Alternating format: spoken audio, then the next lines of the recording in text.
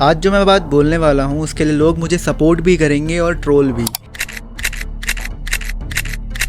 पर मैं ये बात करने वाला हूँ प्रेमानंद जी महाराज के कॉन्टेक्स्ट पे। उन्होंने जो बोला उससे कंट्रोवर्सी हुई, मीम्स बने और लोगों ने उनको मारने तक की धमकी दी। पर क्या उन्होंने जो बोला आपने उसके पीछे के कॉन्टेक्स्ट को समझा? और इस कंट्रोवर्सी को समझने के लिए ही हम पूरी तरीके से इस मुद्दे को समझते हैं। एक लड़के से ब्रेकअप, दूसरे से व्यवहार, फिर दूसरे से ब्रेकअप, फिर तीसरे से व्यवहार, और व्यवहार व्यभिचार में परिवर्तित हो रहा है। कैसे शुद्ध होगा? मान लो हमें 4 होटल के भोजन खाने की जबान में आदत पड़ गई है तो घर की रसोई का भोजन अच्छा नहीं लगेगा। जब 4 पुरुष से मिलने की आदत पड़ गई है तो एक पति को स्वीकार करने की हिम्मत उसमें नहीं रह जाएगी। ऐसे ही जब 4 लड़कियों से व्यभिचार करता है तो वो अपनी पत्नी से संतुष्ट नहीं रहेगा।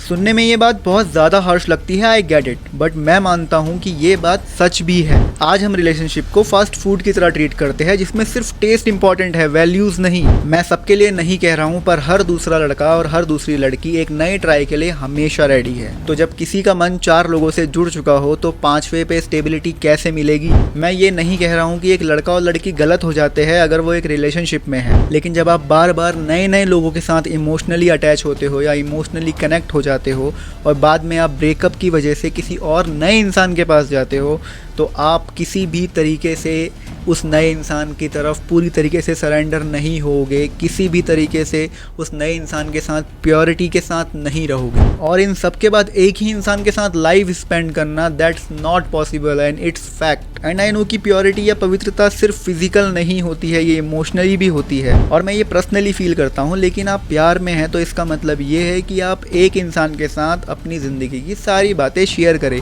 ना कि वो सारी बातें अलग अलग लोगों के साथ थोड़ा थोड़ा शेयर करें। प्रॉब्लम ये है ना कि सोशल मीडिया सिर्फ एक लाइन या एक छोटी सी क्लिप उठाता है और उसे तोड़ मरोड़ के दिखाता है, जिससे लोग जजमेंटल होके, इमोशनल होके कुछ भी बोलने लग जाते हैं। कोई प्रेमानंद जी महाराज को 70s के साधु कह रहा है और कोई उनको एंटी वुमेन बता दे रहा है। सीरियसली देखो, गलती उनकी नहीं है, गलती है उनकी कही हुई बात को तुम लोगों का ना समझना। प्रेमानंद जी महाराज ने किसी भी जेंडर को या लड़का या लड़की को टारगेट नहीं किया, उन्होंने एक पैटर्न बताया और हाँ, पैटर्न सच है। आज की जनरेशन में ब्रेकअप फैशनेबल है। लोग डेटिंग एप्स पर किसी को भी 1 सेकंड के अंदर मैच या अनमैच कर देते हैं, तो कमिटमेंट कहाँ से आएगी? और जब एक कंट्रोवर्सी बहुत ज़्यादा बढ़ने लग गई तो महाराज जी ने खुद क्लेरिफिकेशन दिया है, और वो ये था कि मेरी बात का मतलब किसी को अपमान करना नहीं था, मैं बस एक सामाजिक सूचना दे रहा था।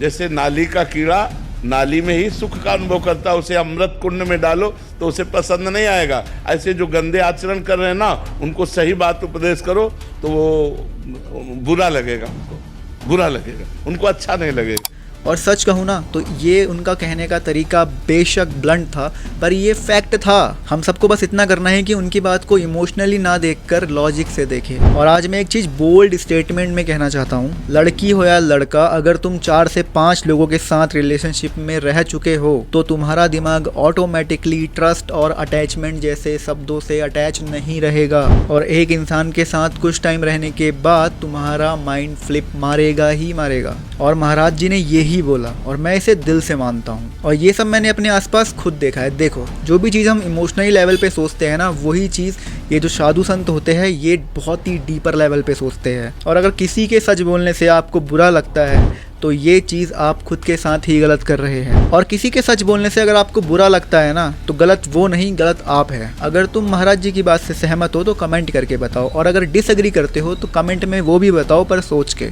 और ट्रूथ का मतलब ये नहीं होता कि वो हमेशा स्वीट लगे। Sometime the truth disturb your mental health, पर वो हील भी करता है।